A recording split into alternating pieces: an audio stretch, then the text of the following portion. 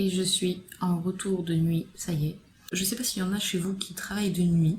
Donc nous, comme si vous nous suivez, vous savez que c'est quelque chose qui vient assez régulièrement pour moi, me concernant en tout cas. Et pour ceux qui travaillent de nuit, la question se pose toujours de savoir comment gérer son alimentation. Alors personnellement, ce que je fais, c'est que je mange pas la journée. Je vais faire un bon repas sur les coups de 17h30, 18h, mais un bon repas. Voilà, je me fais plaisir.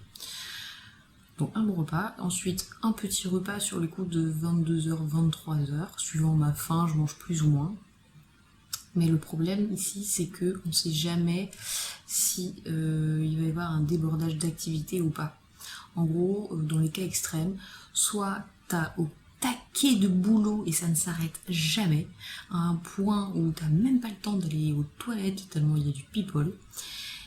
Et à l'inverse, tu peux avoir une nuit super calme où tu peux dormir pendant toute la nuit. Alors la différence entre les deux, c'est que forcément, dans un cas, tu as besoin d'énergie instantanée tout de suite là maintenant, et dans dans l'autre cas, t'en fous, tu dors, donc tu vas pas avoir la même façon de manger, forcément.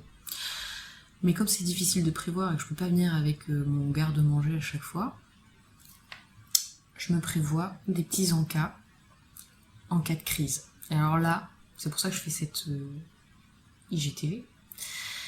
C'est parce que je trouve que j'ai atteint quand même le summum de l'organisation et que je ne pouvais pas garder ça pour moi toute seule tellement il y a de la recherche derrière. Ça m'a demandé 5 années de développement. Je pourrais même faire une formation là-dessus tellement c'est un sujet vaste que j'ai creusé et approfondi.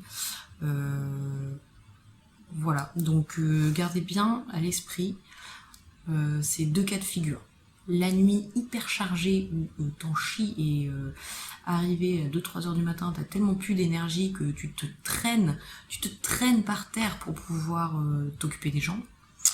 Et dans l'autre cas, t'as rien à faire.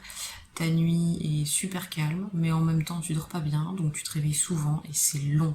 Donc t'as besoin, j'avoue que là la petite pause goûter, elle fait du bien parce qu'elle permet de te changer les idées et de penser un peu à autre chose.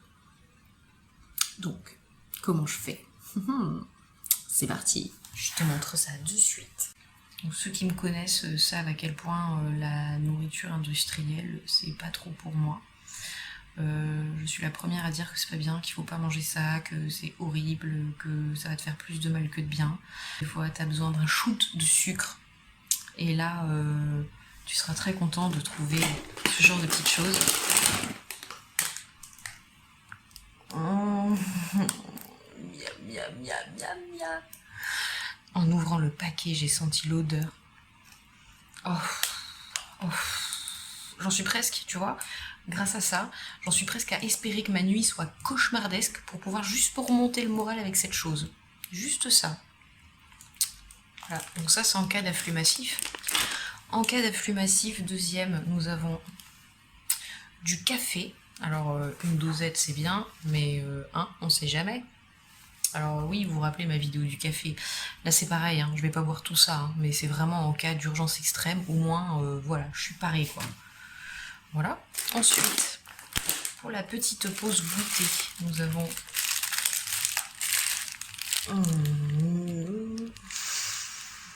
un cookies au chocolat. Voilà, donc ça c'était pour la partie la nuit horrible. Et ensuite il y a aussi la nuit super calme, où tu te fais chier et où tu te réveilles souvent et du coup de temps en temps tu deviens fou si tu fais rien. Donc tu as besoin de t'occuper en te faisant un petit thé ou en mangeant un petit truc. Mais le truc c'est que le thé et le café ça va t'empêcher de dormir. Donc pour éviter ça, infusion numéro 1, infusion numéro 2, infusion numéro 3. De quoi tenir toute la nuit. Mais en cas d'afflux massif où c'est l'horreur et où je m'en sortirai pas. Coucou. Enfin bon, voilà. Maintenant, on va aller voir ce qu'il y a dans le frigo. C'est parti, nous arrivons en salle de pause. Je suis absolument alone. Et ça quand même, c'est kiffant. Voilà, donc ici en fait, donc frigo. Cet étage-là est tout simplement mon étage personnel. C'est le mien. Putain, on dirait que je me suis pas pris une cuite avant de venir. Hein. C'est voilà, c'est l'effet des nuits sur mon nez. Je ne sais pas pourquoi, ça fait ça tous les soirs. Donc petit tour du propriétaire. Je vous ai prévenu. Hein. Là, on est dans le haut niveau. Hein. Donc vous avez eu l'encas. Je vous ai montré les encas en cas d'afflux massif. Maintenant, c'est les encas que je vais utiliser avant l'encas d'afflux massif. C'est-à-dire l'afflux massif ou dépression extrême. J'ai besoin de me remonter le moral instantanément là tout de suite. Mais avant de se remonter le moral instantanément là tout de suite avec des gaufres au sucre, il y a d'abord tout un tas de petites choses. Je te montre ça de suite. Encas numéro 1.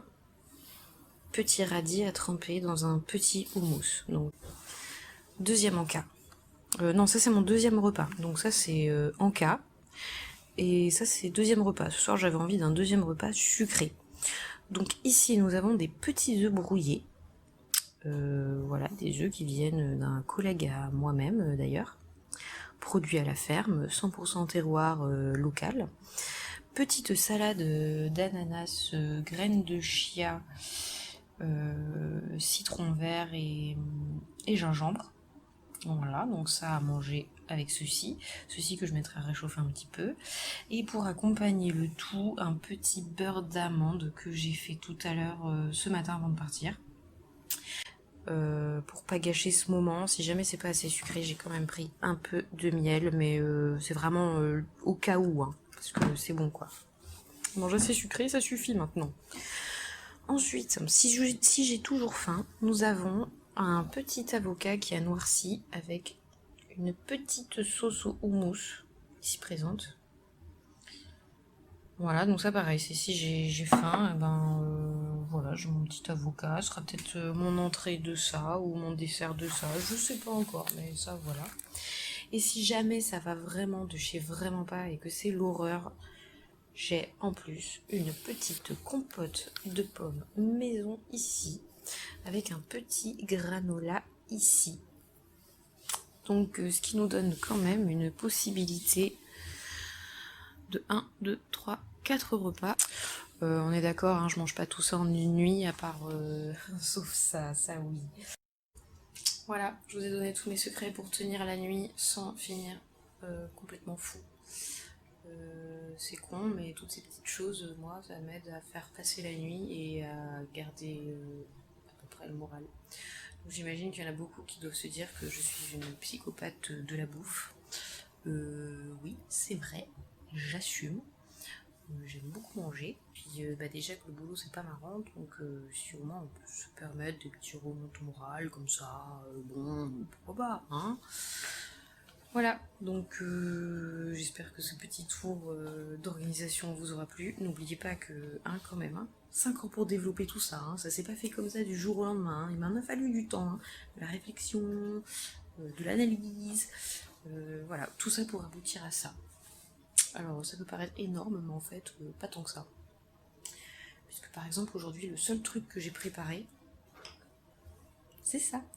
Les œufs brouillés, plus le beurre d'amande. Et puis voilà, ça demande juste un peu d'intendance pour déplacer tout ça. Et encore, j'ai été sage, parce que des fois, c'est encore pire. Bref, j'espère que ce petit tour